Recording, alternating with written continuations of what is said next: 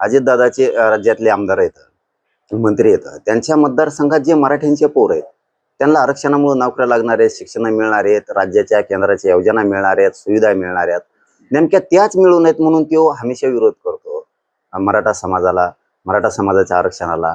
हे जातीवादी लोक पोसायचं हा काय प्रकार आहे अजितदादाचा? कारण तुम्हाला याच्यातलं सांगतो की अजितदादांना याचे खूप मोठे परिणामाला सामोरं जावं लागणार आहे.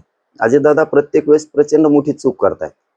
कारण याला मंत्रिपद दिलं म्हणून म्हणत नाहीत आम्ही, कारण हे जातीवादी असणारे लोक पोसायचं काम कोण करतंय तर फक्त अजितदादा. का करतायत हे कळत नाही.